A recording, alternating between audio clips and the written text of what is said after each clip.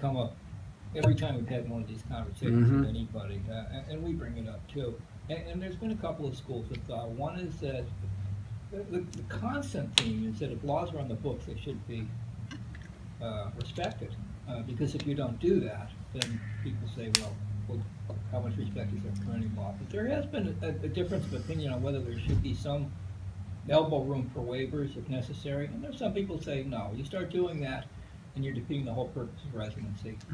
Where do you stand on that? Okay, so I see those as two questions. And the first one is with respect to residency generally, and what type of approach should we have.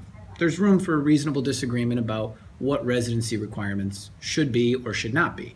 But where I don't think there's room for reasonable disagreement is when you have a set of rules on the books, it is a dereliction of your duty to the city to do anything other than what those rules say. And what we have seen over the course of the last 10 to 20 years is haphazard and selective enforcement. We don't have universal reporting of residency across city departments. Where we have reporting, we don't have universal approaches for how to handle it. What happens if somebody's not in compliance and they admit it? What happens if somebody's not in compliance and they lie about it? What happens if somebody requests a waiver? What's the determining factors that we use to assess whether or not somebody should get a waiver? What's the process for getting a waiver? So some progress that we've made that I can point to, and because you asked about the waiver provision, I'll stress on that. In the past, we had a variety of different approaches to waivers.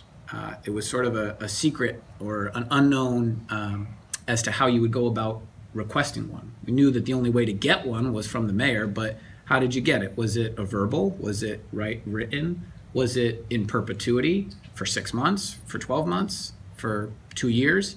And the answers were across the board. We had some waivers that were set for a period of months, some for a period of years, some in perpetuity, some that were silent, some that we couldn't even find a written evidence of the waiver. But we were told and promised that, yes, indeed, those waivers do exist because the mayor says they do. So what we did was we changed the system. We overrode the mayor's veto for this legislation that I drafted, and we created a new provision of the residency statute which says that the mayor can grant waivers in his reasonable discretion, subject to the best interests of the city of Springfield. It needs to be in writing. It needs to be in perpetuity. It can't just be for a period of years. If you're going to give it and there's a real good reason to give it, it shouldn't be something that lapses after a certain period of time. It should be such a compelling reason that this person can't be compelled to comply with the residency requirement. And then we also put in notice provisions.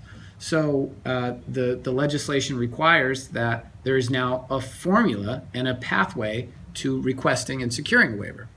It starts with the employee requesting it of the department head, either an existing employee or a prospective employee.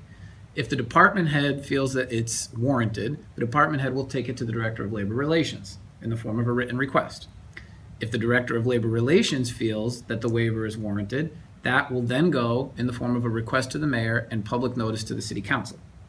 In that notice will come all of the data associated with the job posting. So we'll know how many days was it posted for, what are the job qualifications, how many people applied for the position. Of those people, how many lived in Springfield, how many lived elsewhere. So we can take a look at what's really happening here to create some transparency in the process. And then at the time of that notification, there's a 7-day period that the position must be reposted to give Springfield residents or people that are willing to move into the city within 12 months an opportunity to apply for that position. So that gives